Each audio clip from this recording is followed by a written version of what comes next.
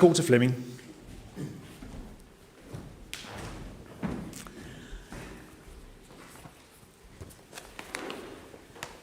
Jeg havde virkelig set frem til i dag, hvor jeg skulle være sammen med virkelige mennesker og slippe for Zoom.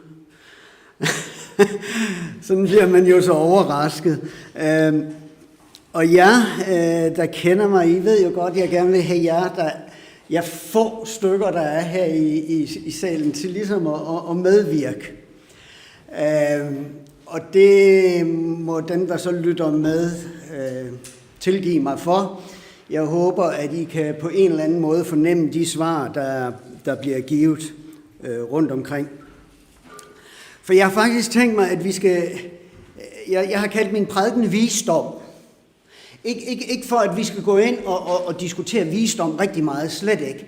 Men jeg har et spørgsmål, og der er måske... vi har et par børn her.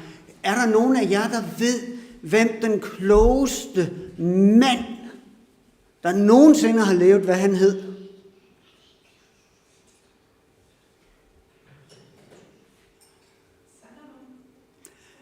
Der er en af de store børn, der siger Salomon. Okay, er det den viseste mand? Er det Salomon?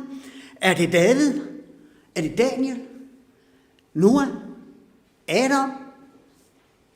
Paulus? Moses? Jeg ved det ikke. Men var de kloge? Havde de visdom? Okay. Så har jeg et andet spørgsmål til jer. Hvem er den klogeste kvinde i Bibelen?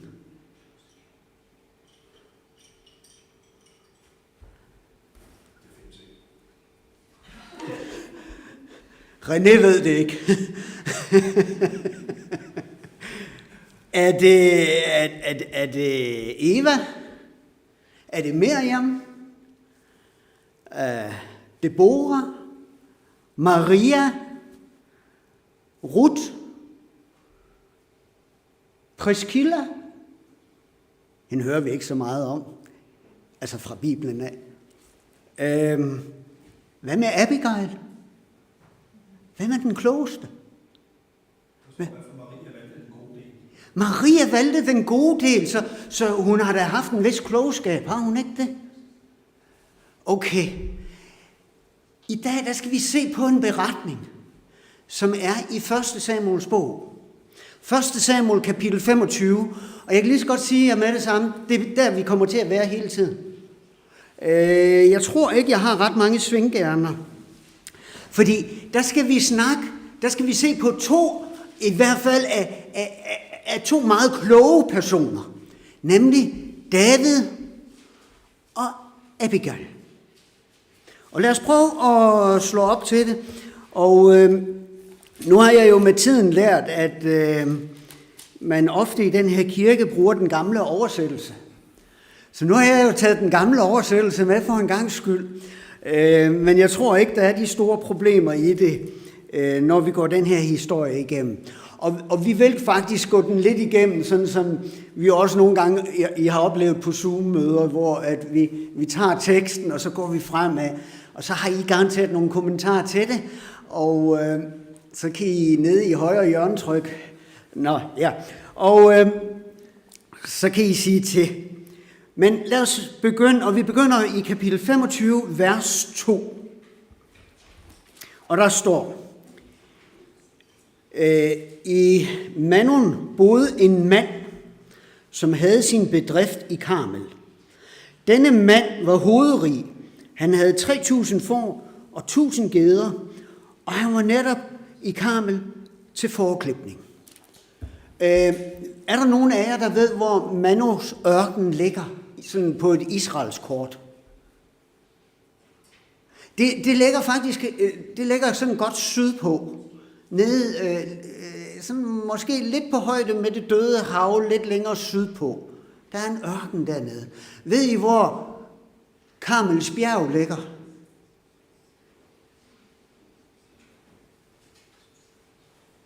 Det ligger faktisk op i den nordlige ende af riget, ud mod Middelhavet. Så der er jo vældig lang vej derimellem. så er det Karmels bjerg, der er tale om, og det er det ikke. Det er nede i den her ørken, der hedder Manu-ørken, hvor der er et sted, der blev kaldt for Karmel. Så I skal ikke have det her billede, at de her folk, de rejser næsten hele vejen igennem Israel for at møde den her hovedrige mand. Det er ikke tilfældet. Det er meget lokalt nede i ørkenen, at den her beretning foregår. Manden, han var hovedrig, han havde 3.000 får og 1.000 geder, og han holdt forklipning. Så kommer der her, manden hed Nabal, hans hustru Abigail. Hun var en klog og smuk kvinde, mens manden var hård og ond. Han var kalebit, afstammer af Kaleb. Hvem er den kloge her? Kvinden. Det er ligesom derhjemme. Jeg er ved at have lært det nu. Birgitte er klogere end mig. Og ved hvad, det tror jeg skal være glad for. Fordi hun redder mig godt nok mange gange. Så ikke noget forkert i det. Kvinden her, Abigail, er den kloge. Og hvordan er manden her? Hård. Har I nogensinde været sammen med hårde mennesker? Hvordan er de at være sammen med? Temmelig ubehagelig, ikke? Hvordan har sådan en ubehagelig mand kunne få fat i sådan en klog og smuk kvinde? Ja, jeg ved. Velhavende. Okay. Og kunne jeg være fristet at stille dig et spørgsmål, men det vil jeg så ikke. Nå, vi går videre i vers 4. Da David ude i ørkenen hørte, at Nabal havde forklipning, sendte han 10 af sine folk afsted og sagde til dem, gå op til Karmel, og når I kommer til Nabal, så hils ham fra mig og sig til min bror, fred være med dig, fred med dit hus, og fred være med alt, hvad der er dit. Jeg har hørt, at du har forklipning. Nu har dine hyrder opholdt sig hos os. Vi har ikke fornærmet dem, og de har intet mistet i al den tid, de har været i Karmel. Spørg kun dine folk, så skal de fortælle dig det. Fat godhed for folkene. Vi kommer jo til en festdag. Giv din trælle og din søn David, hvad du vil under os. Davids folk kom hen og sagde alt dette til Nabal fra David og bidede på svar. Er David ikke en lille smule fræk her? Okay, jeg lader være med at stjæle nogle af dine dyr, og jeg sørger for at opføre mig ordentligt, og så skal du give mig noget.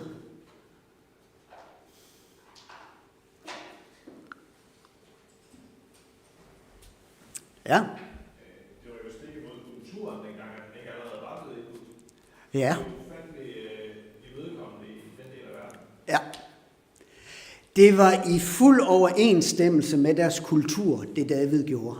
Der var ikke noget som helst unaturligt i det her. For eksempel i Patriarker og Profeter på side 346, der står der, David og hans mænd havde opbrugt deres forråd, og i overensstemmelse med tidens skik sendte Isais søn 10 af sine unge mænd hen til Nabal. Så det var helt normalt. Der var overhovedet ikke noget som helst forkert i det, David gjorde her. Og så prøver vi lige at læse videre her i 10 og 11. Men Nabal svarede Davids folk, hvem er David? Og hvem er Isais søn? Nu til dags er der jo så mange trælle, der løber fra deres herre. Skulle jeg tage mit brød, min vin og mit slagtekvæg, som jeg har slagtet til min forklipper, og give det til mænd, jeg ikke ved, hvor er fra?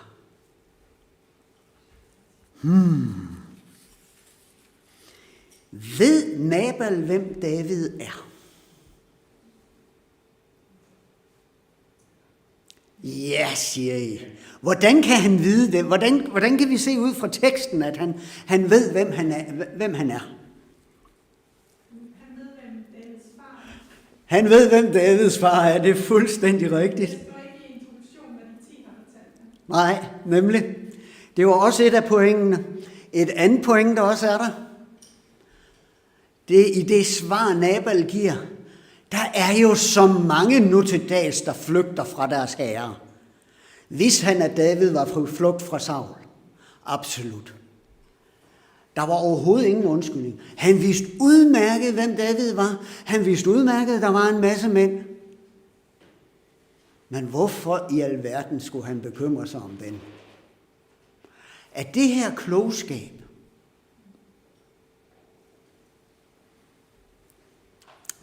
Kan vi jo diskutere. Vi prøver at gå lidt videre. Vi skal jo skynde os. Så begav Davids folk sig på hjemvejen, og da de kom tilbage, fortæller de ham det hele. Da sagde David til sine folk, spænd alle eder sværd ved lænd. Da spændte de alle deres sværd om, også David, og hen ved 400 mand fulgte David, mens 200 blev ved trodset. Nu spørger jeg lige, handler David ud fra visdom eller ud fra følelser?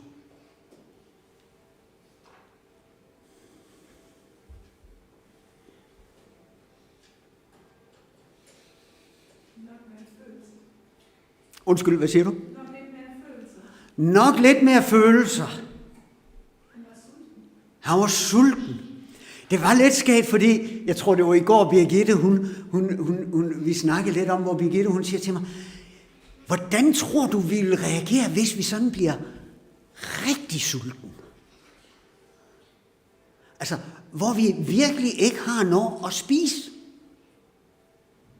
Og så siger jeg til Birgitte, ja, man kan jo se fra steder i Bibelen, at nogle steder blev de så dybt desperate, at de blev kannibaler, endda til deres egen familie. Så hvordan handler man? Nogle gange ikke særlig rationelt. Så David her, han tager og spænder på, og så skal han afsted. Hvem minder han rigtig meget om i det her øjeblik? Af en daværende person, der levede på samme tid? Saul. Det var sådan, Saul handlede. Og David, han er her. Han føler sig krænket. Han føler sig fornærmet på en eller anden måde. Og så springer vi lidt her i teksten, fordi nu går vi tilbage til Nabals husstand. Og vi kan måske sige, vi har sådan set set på Nabal. Hvordan har han handlet indtil nu? Tåbeligt. David, hvordan har han handlet? Tåbeligt. Det er på tide, vi får lidt klogskab og visdom ind her. Og der har vi den første person der i vers 14.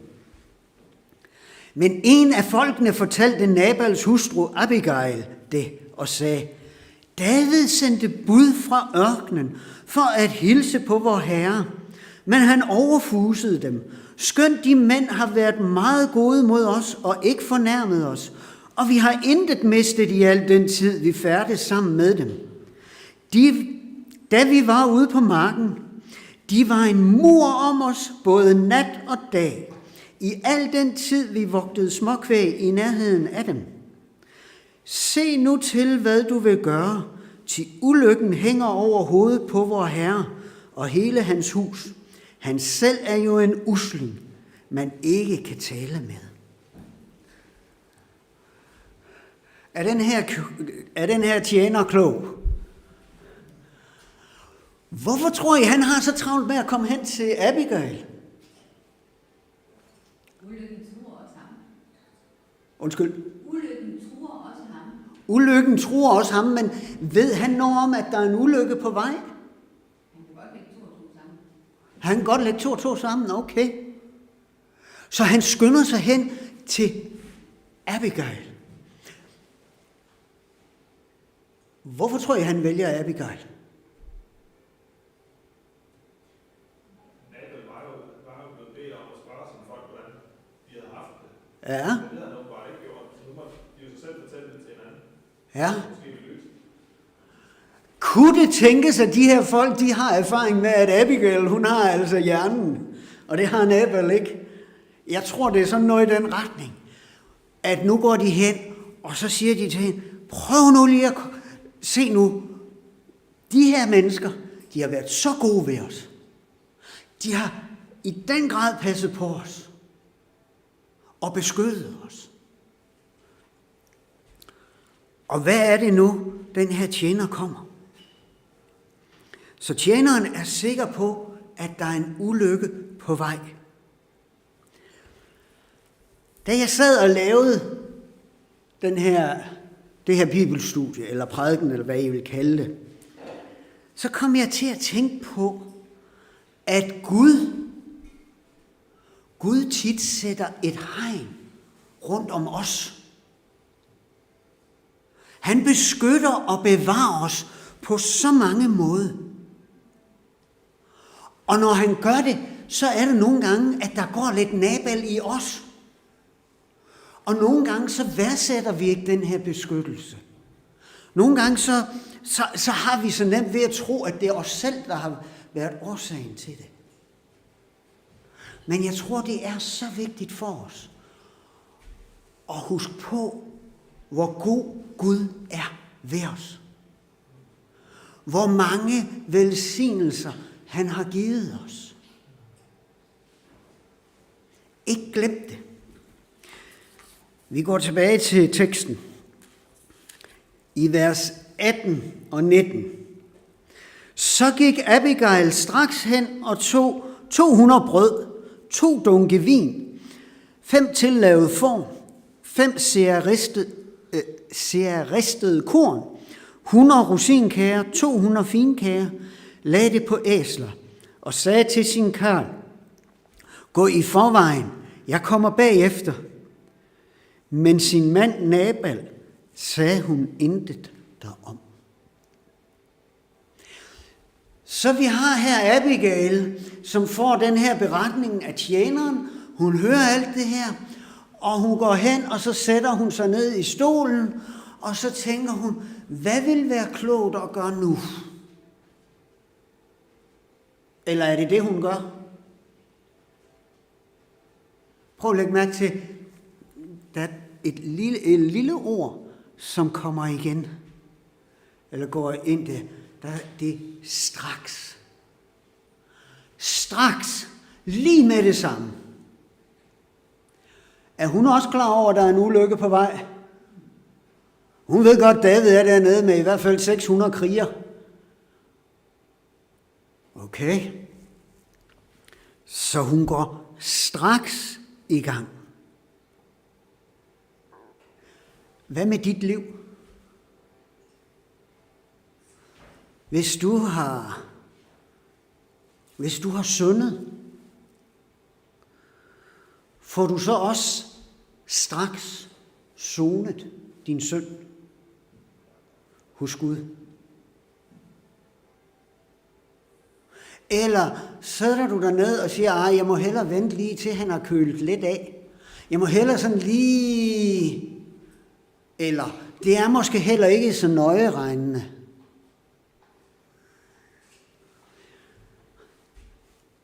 Hvis du ved, du har begået en synd, så straks bed om tilgivelse, inden dommen kommer. For er der en dom på vej mod Nabals hus her fra Davids side? Absolut. Absolut.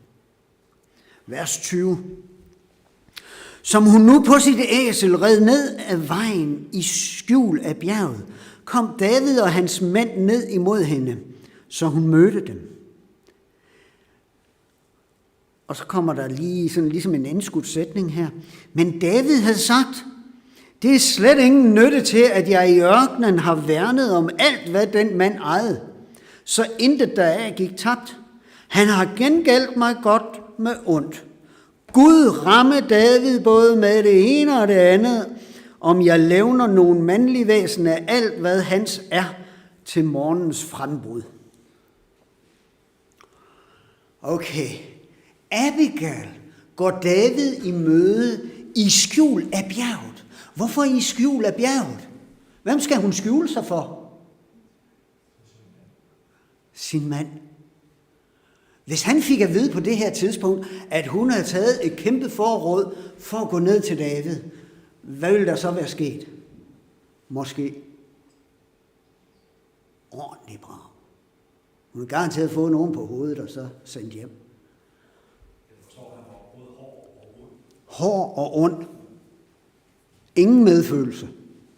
Alle skal bare makke ret. Så hun går i skjul af bjerget. Men så her i vers 21 og 22, hvad i alverden er det, David han har gang i her? Hvad er det, han har gang i her?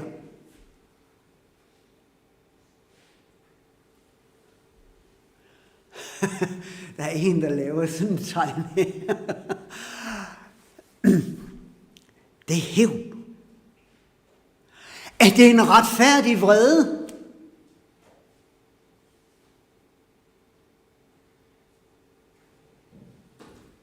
Er det det?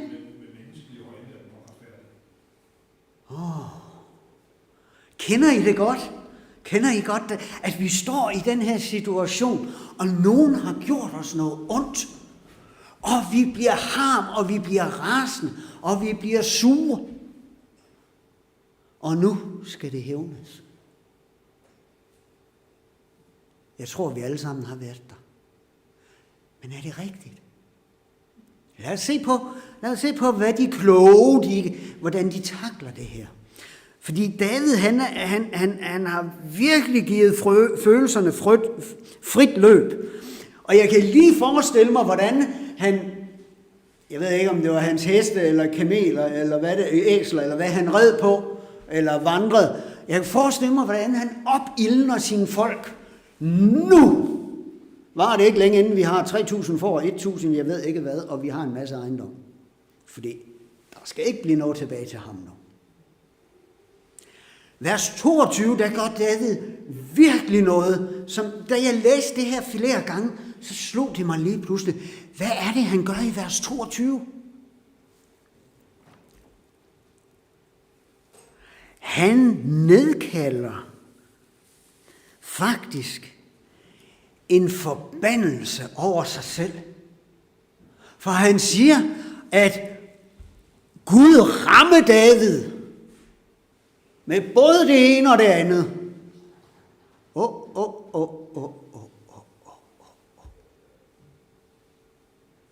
Kan man bare sige det?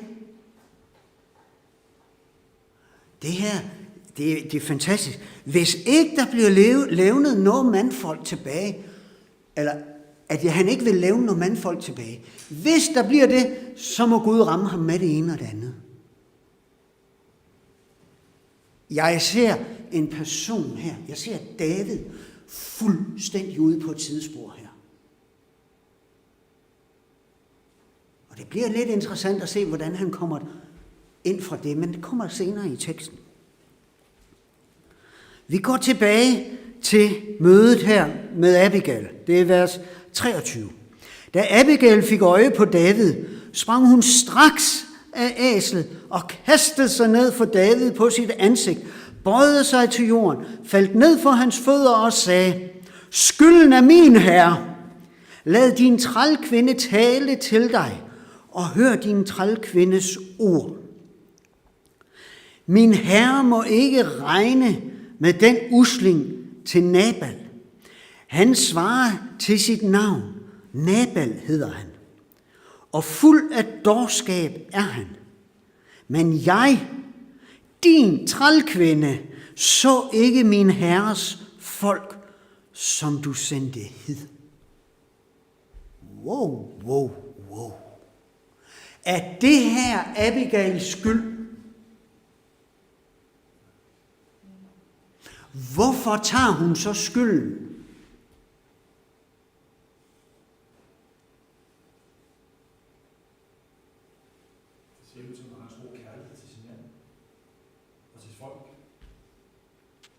Ja, står der, hun har kærlighed til sin mand? Nej, det tror jeg ikke.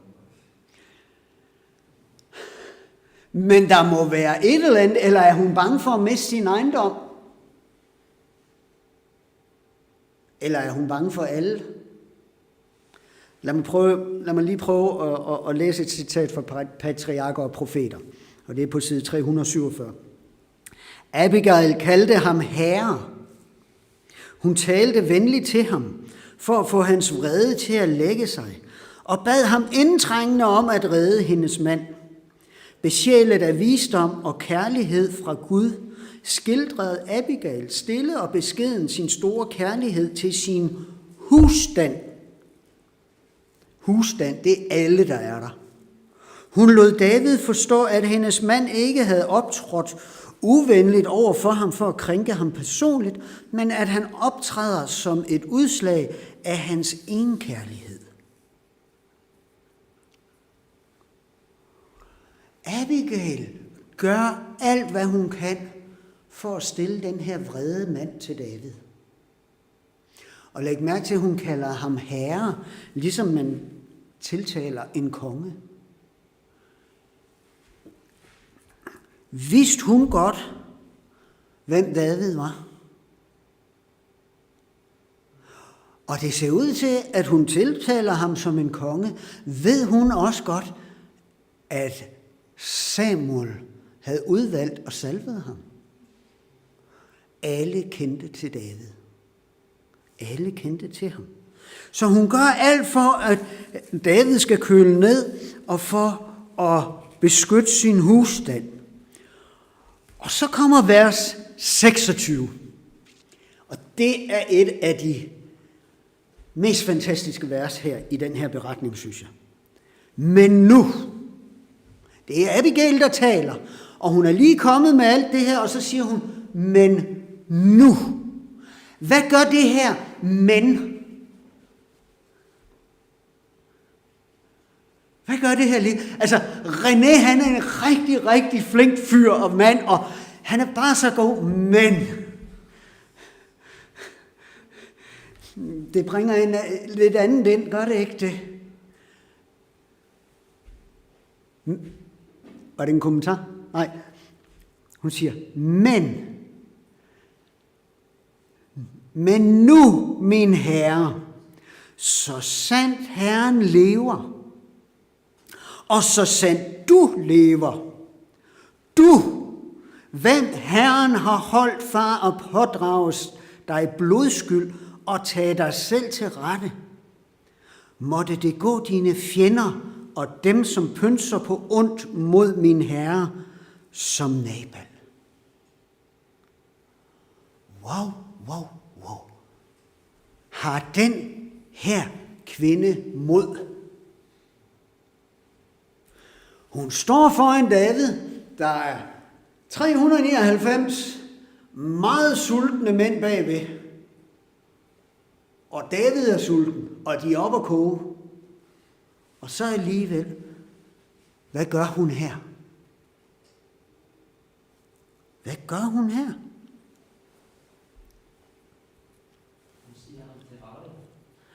Hun taler ham til rette. Tager hun selv skylden nu? Nej. Hun fremstiller David på en meget, meget klog måde, at David er skyldig og temmelig selvretfærdig. Men hun tager så ikke selv æren for, at hun stopper ham. Hun giver Gud æren for det. Og så er der en sætning. Fordi hun siger det her med, at Gud har holdt ham tilbage fra at pådrage sig blodskyld. Når du pådrog dig blodskyld, hvad var du så i fare for?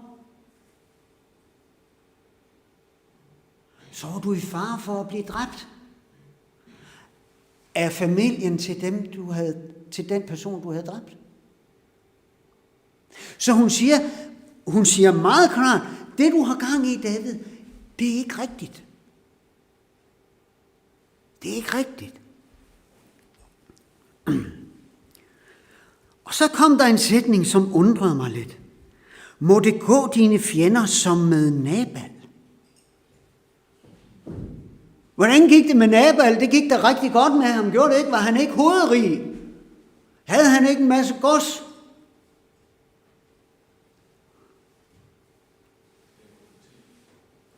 Hvad har tankerne været inde i hendes hoved? Jeg ved det ikke. Men har hun set, det som vi siger skriften på væggen, har hun set, at den måde, hendes mand handler på, vil ikke blive ved med at gå godt. Og på et eller andet tidspunkt, så vil han blive ramt af sin egen gærighed. Ja. Hun vidste jo, at han er gået imod Guds sandhed. Og det tænker jeg måske faktisk gør forskel. Ja. Det vidste hun godt, at det, at han stiller sig op imod Guds sandhed, der er noget, der er hvilken som helst anden, så er det måske, har hun måske ikke vidst, at Guds straf vil være, men i det at gå op imod Guds sandhed, det vidste hun godt, at det var konsekvenser for det. Ja, og gå imod Guds salvede. Det er et rigtig godt point. Og derfor så siger hun, må det gå dine fjender som min mand. Lad os prøve at læse lidt videre. Fordi hun taler videre her. Lad nu folkene, som følger min herre, få den gave, som din trælkvinde bringer min herre. Tilgiv dog din trælkvinde hendes brøde, til Herren vil visselig bygge min herre et hus, som skal stå eftersom min herre fører Herrens krige. Og der ikke har været noget ondt at finde hos dig, så længe du har levet. Så her siger Abigail, at det er Gud, der kan beskytte David. Og at det kun er Gud, som skal bekæmpe hans fjender. Han skal ikke tage sig selv til rette.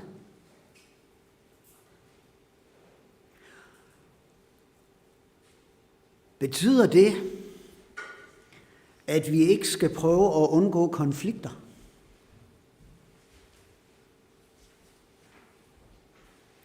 Nu er jeg meget, meget konfliktsky. Altså, jeg kan ikke fordrage det. Min kone er måske lidt mere frimodig, end jeg er. Og måske er det nogle gange med at finde en balance. Nogle gange at stå og gå og gøre det, der er rigtigt. Og andre gange have visdommen til måske lige at holde lidt igen. Hvis de forfølger jer i en by, så flygt til den næste. Der kan vi så lægge en masse andet ind, men det er bare nogle tanker. Vers 30, eller her i vers 27, efter hun har givet David den her lidt meget kloge i rettesættelse, så går hun igen tilbage til at prøve ligesom at forsone ham ved at give ham en gave. Og så vers 29, og skulle nogen rejse sig for at forfølge dig og stå der efter livet, måtte da min herres liv være bundet i de levendes knæpper hos Herren, din Gud. Men din fjenders liv slynger han bort med slyngeskål. Ja, og så vers 30. Når Herren, det er Gud, så for min Herre opfylder alt det gode, han lovede dig, og sætter dig til fyrste over Israel. Så her har vi Abigail. Hun ved godt, han vil blive konge en dag. Det er helt klart for hende. Det var også klart for Jonathan, det var klart for de fleste, at der vil komme en dag, da han bliver konge. Læg så mærke til 31 her. Der får du ikke dette at bebrejde dig selv, og min herre får ikke samvittighedsnag af, at han uden grund udgød blod, og at min herre tog sig selv til rette. Og når Herren gør vel imod min herre, kom da din trælkvinde i hu. Wow. Så her igen, der går Abigail lige til kernen Og hun siger til David, David, det du vil gøre, er ikke rigtigt. Det er uden grund. Var det uden grund? Var det ikke ifølge traditionen? Var det ikke ifølge skikken, at han skulle have haft noget?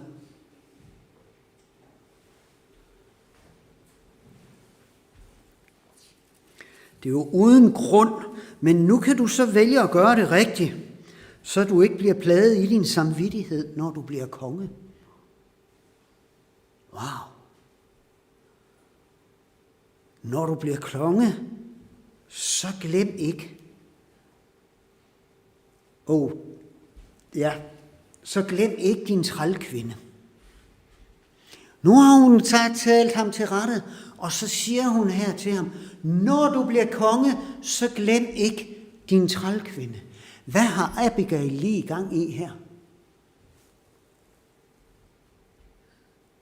Vil hun gerne giftes med David?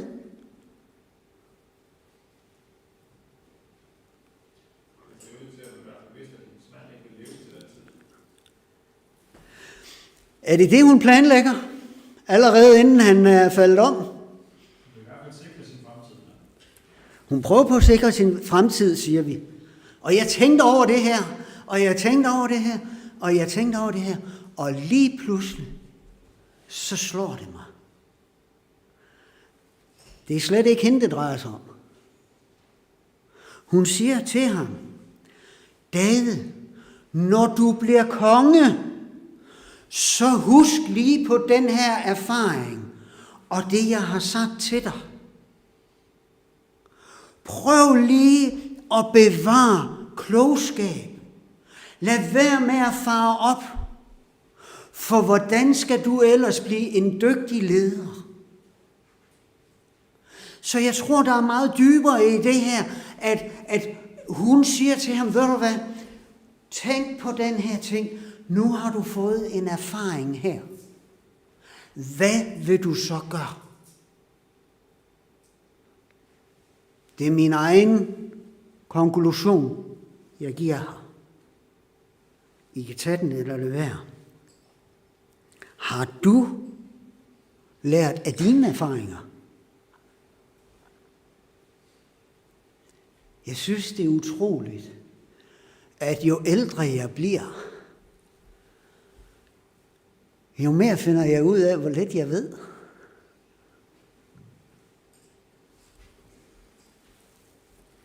Vers 32-35.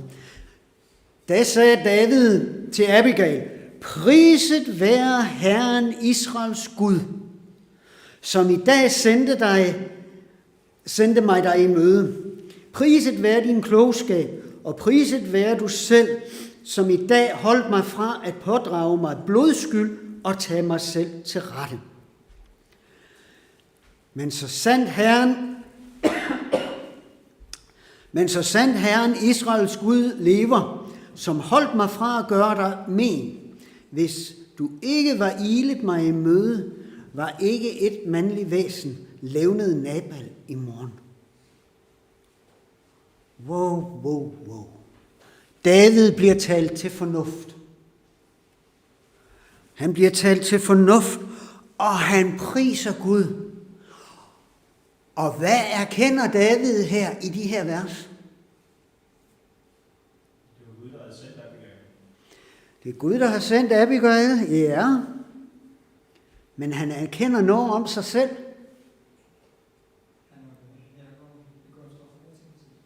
Undskyld. Han erkender, at han er ved at gå en rigtig stor fejltagelse. At uden hendes kom ham i møde, så havde han smadret alt.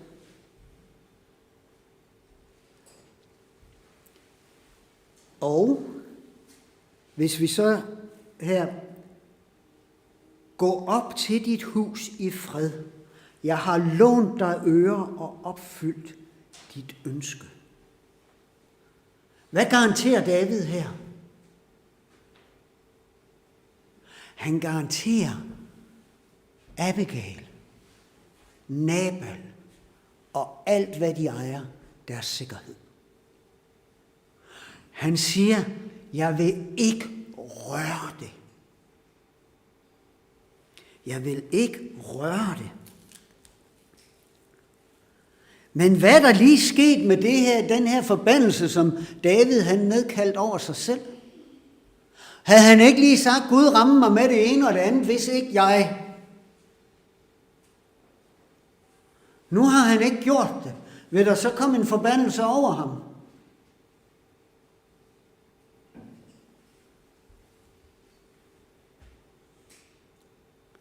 Her viser David virkelig mod. Han erkender, at han var fejl på den. Han erkender, at det var forkert, det han gjorde. Og hvis han nu havde været en rigtig mand på den tid, så havde han gået op og slået Nabal og hans folk ihjel. Kan I huske et sted, hvor der er en, der har lovet noget, og lige pludselig står i en rigtig ubehagelig situation?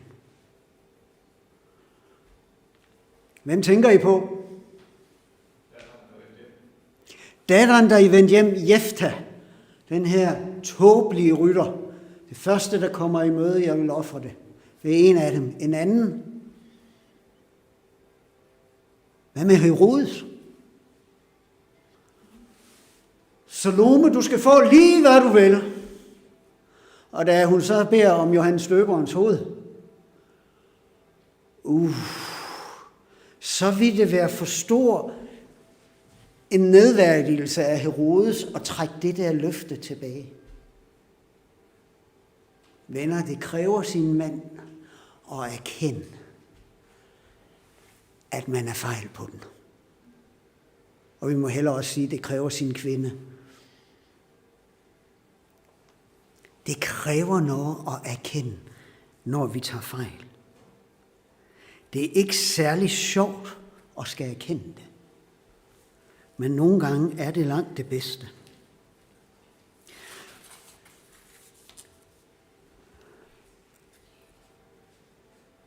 Har du nogensinde haft svært ved at indrømme en fejl?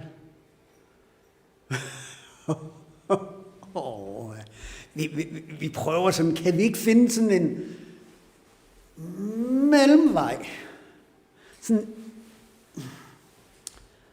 Sådan hvor vi næsten prøver at sige undskyld, men ikke gør det rigtigt alligevel. I kender godt de der chefer, ikke? Der blæser op og bliver sure på en, og de ved godt, de har mistet temperamentet, ikke? Og så går der et par timer, og så kommer de hen. Nå, det går jo godt. Ja. Jeg tror, vi kender det. Tilbage her til teksten. Vi skal til at have fart på nu. Da Abigail kom hjem til Nabal, holdt han netop i sit hus et gæstebud som en konge. Og da han var glad og stærkt beruset, sagde hun ham ikke det mindste, før det dages. Men om morgenen, da Nabals rus var over, fortalte hans hustru ham sagen. Da lammedes hjertet i hans bryst, og han blev som sten.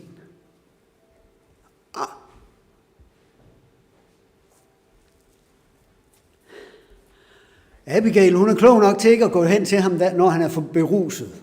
Okay? Man behøver jo ikke at ødelægge festen nu, når han er i godt humør for en gangs skyld. Men næste morgen, så fortæller hun det hele til ham. Og han bliver skrækslagen og fuldstændig handlingslammet. Et lille citat fra Patriarker og Profeter 348. Inderst inde var Nabal meget fej, og da han blev klar over, at hans storskab nær havde kostet ham livet, blev han som lammet. Han var bange for, at David ikke havde opgivet tanken om at tage hævn, og blev så skrækslagen, at han sank hjælpeløs sammen. Stakkels Nabal. Abigail har helt klart forklaret Nabal, David lovede ikke at angribe os. Troede han på det? Nej. Han troede ikke på løftet, som David havde givet. Hvad med dig? Tror du på, at du bliver tilgivet, når du har bekendt din synd for Gud? Eller synker du ned i angst og frustration?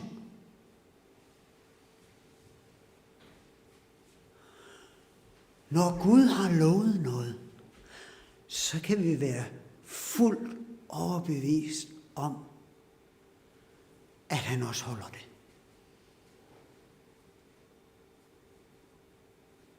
Jeg ser mennesker, som er forkrøblede, fordi de ikke tror på det, Gud har lovet.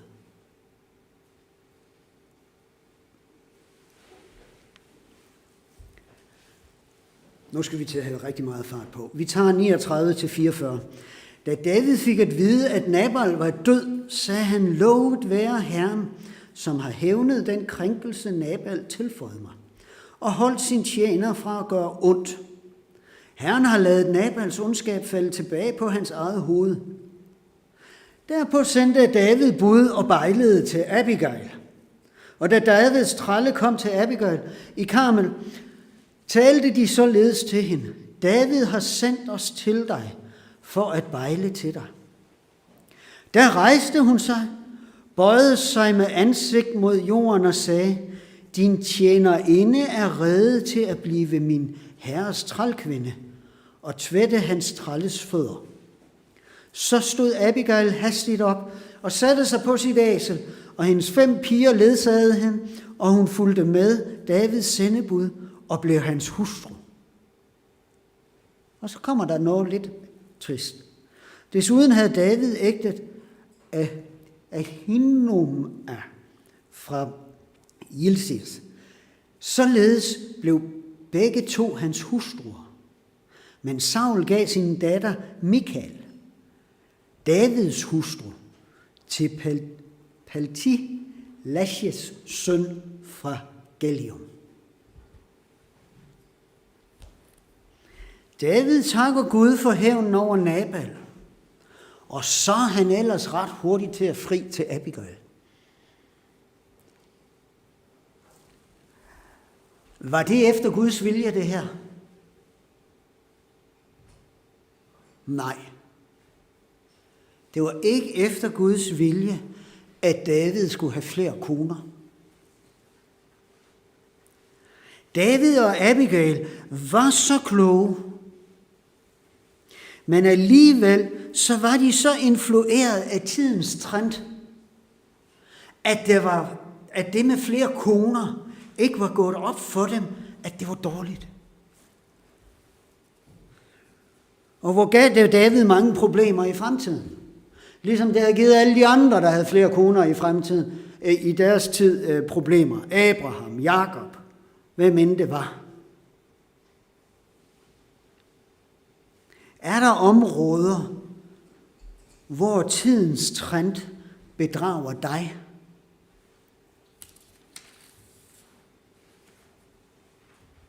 Måske. Desværre, når man er bedraget, så ved man det ikke. Men må Gud give os visdom til at se, hvad der er rigtigt og forkert. Så at vi til sidst må stå hjemme på Glarhavet sammen med alle de frelste og sige, her er vor Herre, og her er vor Gud. Amen.